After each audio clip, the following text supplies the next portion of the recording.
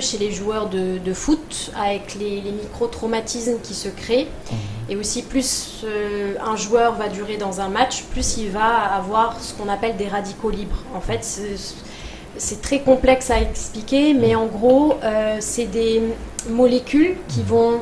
En fait, c'est une instabilité au niveau moléculaire qui se crée et c'est pas bien pour l'organisme. Donc les antioxydants, donc les aliments qui sont riches en antioxydants sont très importants. C'est le cas par exemple justement du bouille, du bissap, ils sont riches en antioxydants. Mais aussi il y a d'autres éléments comme les oranges, comme les raisins, etc. Tout ce qu'on trouve comme fruits, c'est très bien. Après, ce qu'il faut savoir aussi, c'est que avant les 2 derniers repas avant un gros match, on va éviter de prendre des fruits et des légumes. Pourquoi ? Pourquoi ? Parce que en fait, ce sont des aliments qui sont riches en fibres. Et donc, au niveau du système digestif, votre système digestif va beaucoup travailler.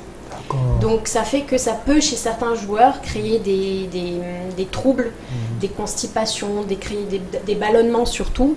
Et on ne veut pas que le joueur soit en inconfort pendant le match. Donc, on évite de donner des fruits, des légumes, plutôt en compote, par exemple. Pendant un match, par exemple, lors de la mi-temps, quand les joueurs vont dans la salle, on peut proposer des gels énergétiques, on propose des compotes, des pâtes de fruits également. Tout à l'heure, on a parlé du petit-déj, on va parler maintenant du déjeuner. Oui. Voilà. Quel est le plat idéal pour le déjeuner? Alors, il n'y a pas vraiment de plat idéal. C'est surtout, il faut un bon apport en protéines, en glucides et en lipides. Donc ça va dépendre aussi du joueur, de son poids, de ses besoins, etc. Donc par exemple, on va prendre un joueur, voilà, on va l'interroger par rapport à ce qu'il aime, ce qu'il n'aime pas, aussi ce qu'il tolère. Parce qu'il y a des gens qui ne vont pas tolérer le chou, il y a des gens qui ne vont pas tolérer les tomates parce que ça leur donne des troubles digestifs. Et les œufs aussi, il y a des gens qui ne mangent pas des œufs. Donc il faut prendre en compte pour une bonne vision là. Oui. Donc il faut prendre globalement, en fait, chaque joueur, essayer d'identifier quel aliment est bon pour lui, lequel est pas bien pour lui et qui a à éviter. Dans les grands clubs, par exemple, on a Ter Stegen, par exemple, lui, il ne supporte pas certains aliments. Donc on lui fait une salade spéciale pour lui, qui est différente des autres joueurs. C'est un peu comme ça que ça fonctionne. Ça va être en fait, chaque individu, chaque joueur va avoir son propre programme. Après, évidemment, par exemple, le plat idéal, disons, ça va être les pâtes. Parce que les pâtes, on peut faire plusieurs sauces. On peut mettre poisson, viande. Mais évidemment, il faut faire attention. Parce qu'au Sénégal... Merci beaucoup à la régie. Quand on parle de pâtes, généralement, les gens vont mettre beaucoup de sauce à la crème, mettre beaucoup d'huile, du beurre, etc. Bon, ça, c'est des choses à éviter. Donc, plutôt des pâtes, des pâtes cuites comme ça. Et essayer de faire une bonne sauce, mettre les aliments que le joueur aime. Ça peut être du poisson, ça peut être de la viande, du poulet. Donc, et des légumes également. Oui. Donc il y a une différence entre les joueurs. Oui. Mais ça, il faut faire des visites médicales ou bien faire des tests pour savoir. En fait, c'est le nutritionniste qui va poser la question. Élaborer en fait un plan. Qui va faire un entretien avec le joueur. Chaque jour. D'accord. Le nutritionniste travaille avec le chef de cuisine. Donc c'est comme ça que ça se passe. Donc ce qui se passe, c'est que quand le nutritionniste passe, il va voir chaque joueur, etc. Avec même l'entraîneur, avec tout le staff, essayer de voir, d'analyser les performances, voir ce qui manque, etc. C'est comme ça que pour chaque joueur, on va se dire, ah, celui-là, on va privilégier plus de protéines que quelqu'un d'autre.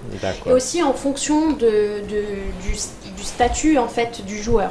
Quelqu'un qui est un joueur qui est un attaquant ou un défenseur, il n'aura pas la même alimentation que un militaire. Non, plutôt un défenseur. Oui, un défenseur ou un attaquant, il va plutôt plus jouer, etc., plus courir, donc il va avoir plus de besoins en glucides. Plus léger. Par contre, un gardien, lui, il va pas avoir ces mêmes besoins-là. Par contre, un gardien, lui, il va avoir plus de besoins. En fait, quand on va analyser le pourcentage corporel de masse grasse, de masse, voilà. Le gardien, par exemple, lui, on va avoir une masse grasse qui est plus élevée qu'un attaquant ou un défenseur. Parce qu'en fait, il doit éviter les chocs. Donc on va plus privilégier des bonnes huiles, en fait des bons lipides. Et ça, comment tu trouves l'image? Donc ça, c'est pas bien du tout. Non, du tout. C'est pas bon pour la digestion. En fait, le problème ici au Sénégal, c'est pas tant le fait d'utiliser. Par exemple, au Djiboutien, il y a des légumes, il y a du riz, il y a du poisson. C'est très bien. Le problème, c'est mettre du cube magie, ça va être mettre beaucoup d'huile, mettre plein de choses en fait qui à côté de ça qui sont excès, quoi. Voilà. Et ça, que ce soit pour un joueur de foot ou même nous, c'est pas l'idéal. Donc tu proposes quoi? Riz blanc ou... Ça va être du riz blanc, ou on peut faire du riz rouge, mais plutôt sans mettre autant, avec juste de la tomate par exemple. Naturel. Après faire du poisson, mais plutôt du poisson au lieu que ce soit frit, ça va être plutôt du poisson qui va être grillé ou à la vapeur. D'accord. Après les légumes, tout ce qui est patate douce, c'est très bien. Tout ce qui est... Alors Fallou? Je vois aussi au Sénégal, comme on le voit, il y a les matchs se jouent, par exemple, les matchs de première division se jouent à 16h. À 16h. Il fait excessivement chaud. 16h30 D'habitude, ou en période de janvier, ça va faire un peu froid. Mais comme nous, les équipes qui sont en division régionale, on joue à 15h. Des fois, on nous convoque, tu fais ton échauffement à partir de 14h, vers 14h15. C'est des périodes où il fait excessivement chaud.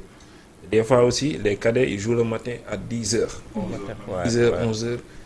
Avec le gazon, il fait tellement chaud. Quel conseil vous pouvez nous donner, nous, par rapport à nos jours, comment on puisse les gérer pour, dans ces périodes-là, qu'ils soient beaucoup plus frais? Alors, quand il s'agit en fait d'un pays où il fait excessivement chaud, l'hydratation, elle est très importante. Et là, malheureusement, ici au Sénégal, on n'utilise pas vraiment de boissons, on concocte pas. Chaque club devrait concocter des boissons pour les donner aux joueurs, parce que ça doit être avant l'échauffement. Par exemple, avant l'échauffement et même pendant l'échauffement, un joueur devrait chaque 10 minutes boire 2 gorgées d'eau. 2 gorgées d'eau. 2 gorgées d'eau. Chaque 10 minutes, il va boire 2 gorgées d'eau. C'est pour éviter en fait une déshydratation, parce que sinon après il sera fatigué, les performances vont baisser. Aussi pendant les arrêts de jeu, etc., boire, que ce soit de l'eau minérale ou aussi des boissons en fait qui sont spécialisées pour le sportif. Soit on les achète, soit on va les faire soi-même. Après, pendant généralement, donc chaque joueur devrait avoir une gourde, et quand c'est la mi-temps, le joueur devrait donc finir sa gourde plus boire à peu près 300 à 400 millilitres d'eau en fait lorsqu'il est en pause. À côté de ça, il va prendre tout ce qui est gel énergétique, des pâtes de fruits, etc. pour un petit peu rebooster, en fait comme un carburant. Et encore se réhydrater tout le long du match. C'est important l'hydratation parce que surtout qu'ils vont perdre non seulement de l'eau mais aussi des électrolytes. Et ça c'est important. Merci beaucoup pour ces éclaircissements, Rowan Hassan. Alors nous allons poursuivre avec le thème 2. On va parler de la Coupe CAF préliminaire second tour. L'AS Jaraaf qui s'est qualifié devant Racing Club d'Abidjan sur le score de 3-0. Nous allons revenir sur ce match et sur cette qualification historique. On peut dire l'AS Jaraaf il est de retour sur la scène africaine depuis de belles lurette. Alors, Coach Assane Fall, tout d'abord, mon regard nga am ci qualification et que nous avons vu hier joueur de l'AS Jaraaf avec match. Bon, contentement et fierté. Je pense que les gens qui sont Jaraaf, et je pense que ça fait des années que nous avons cherché aussi. Et jotna quoi lu ñu yàgg rek lu ñu xeex la pour moom te lu ñu def lu féliciter Jaraaf di leen encourager aussi te xam ni war nañ mën a gën a dem fu sori et ñoom ñoo représenter Sénégal pour le moment et aw ma ci woon benn